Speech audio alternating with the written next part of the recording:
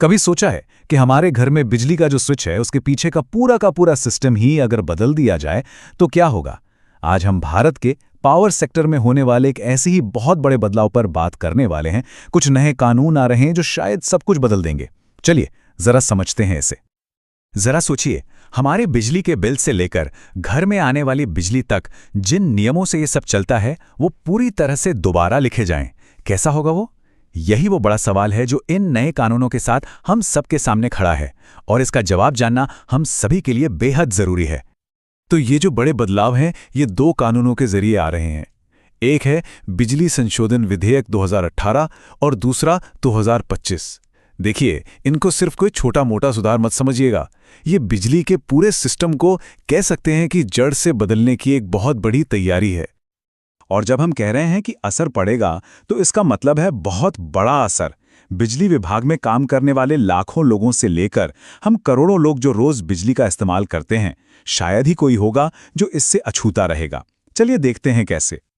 तो चलिए अब जरा इन बिलों के अंदर झांक कर देखते हैं और समझने की कोशिश करते हैं कि आखिर इनमें ऐसा है क्या जो हमारे बिजली के सिस्टम को एक बिल्कुल नई दिशा देने वाला है। अच्छा, तो यहाँ कुछ बहुत बड़े बदलावों की लिस्ट है।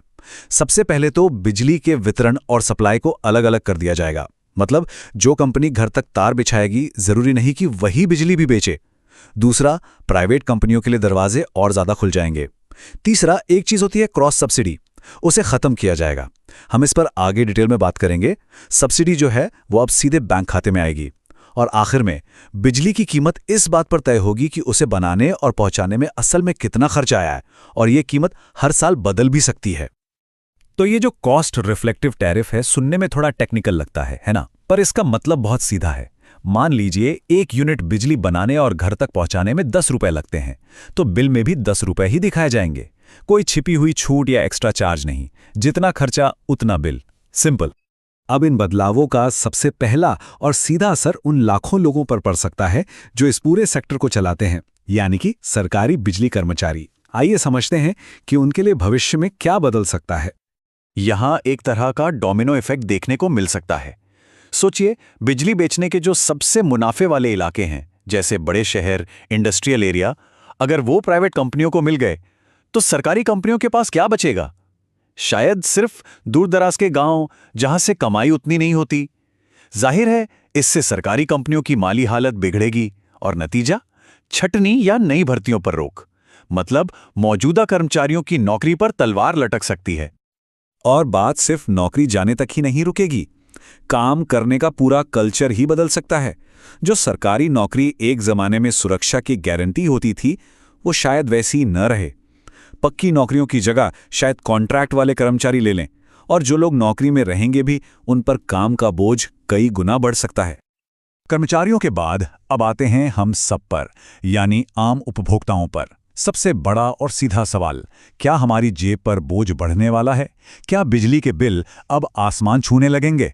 इसका जवाब छिपा है क्रॉस सब्सिडी नाम की एक व्यवस्था के खत्म होने में। क्रॉस सब्सिडी का सिस्टम ना बड़ा आसान है समझना।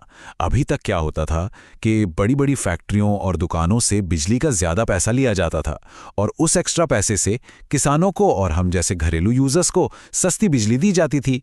मतलब एक की जेब से निकालकर दूसरे को राहत। नए कानून इसी सिस्टम को पूरी तरह बंद करना चाहते हैं। तो पुराने और नए सिस्टम में फर्क क्या है? पुराने सिस्टम में जो भी छूट मिलती थी वो बिल में पहले से ही कम होके आती थी, लेकिन नए सिस्टम में पहले बिजली की पूरी लागत का बिल आएगा। फिर अगर कोई सब्सिडी का हकदार है तो वो पैसा सरकार बाद में सीधे उसके बैंक खाते में भेजेगी। मतलब पहली नज़र में बिल देखकर एक झटका लग सकता है, भले ही कुछ पैसा बाद में वापस क्यों ना आ जाए। और सुनिए, एक और चीज़ है। नए नियमों के तहत हर साल अप्रैल के महीने में बिजली की दरें बढ़ाई जा सकती हैं। इसका मतलब है कि अब हर साल बिजली के बिल में बढ़ोतरी के लिए तैयार रहना पड़ सकता है, खासकर उन राज्यों में जहां बिजली कंपनियां पहले से ही बहुत कर्ज में हैं। पैसों और बिलों से हटकर इन बदलावों का एक और बहुत बड़ा एंगल है, और वो है पावर का एंगल। यानी अब बिजली के सेक्टर को कंट्रोल कौन करेगा, ये भी बदलने वाला है।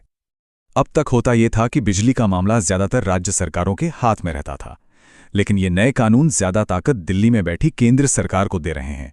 इसका मतलब ये हुआ कि अब राज्यों का अपनी बिजली की नीतियों और नौकरियों पर कंट्रोल पहले से कम हो जाएगा, और इससे केंद्र और राज्यों के बीच एक नए तरह का टकराव भी पैदा हो सकता है। तो आखिर में ये पूरी बहस एक बहुत बड़े सवाल पर आकर रुक जाती है। क्या बिजली एक बिजनेस है जिसे मुनाफे के लिए चलाना चाहिए, या फिर ये एक ज़रूरी सेवा है जो हर नागरिक तक पहुंचनी चाहिए, भले ही उसमें घाटा क्यों ना हो? यही है इन सुधारों की सबसे बड़ी दुविधा। तो इसके दो पहलू हैं साफ साफ। एक तरफ तो दावा है कि सिस्टम ज्यादा कुशल होगा, पारदर्शी होगा और आर्थिक रूप से मजबूत बनेगा। लेकिन दूसरी तरफ इसका नतीजा क्या हो सकता है? हमारे आपके लिए ऊंचे बिल, कर्मचारियों के लिए नौकरी का संकट और बिजली का एक जरूरी सेवा से मुनाफे वाले व्यापार में बदल जाना। एक एक्सपर्ट हैं राजेश कुमार पाठक। उनका कहना है कि ये सुधार भारत के बिजली क्षेत्र की पूरी शक्ल ही बदल सकते हैं और इससे दशकों से चली आ रही उस व्यवस्था में भारी उथल-पुथल हो सकती है जो बिजली को एक पब्लिक सर्विस, एक लोक सेवा मानती आई है। तो आखिर में ये हमें एक बहुत बड़े सवाल के साथ छोड़ जाता है। एक देश को अपनी आर्थिक तरक्की और अपने नागरिकों की बुनियादी ज़रूरतों के बीच सही संतुलन कैसे बनाना चाहिए? यह एक ऐसा सवाल है जिसका जवाब आने वाले वक्त में हम सबको मिलकर खोजना होगा। इस पर विचार जरूर कीजिएगा।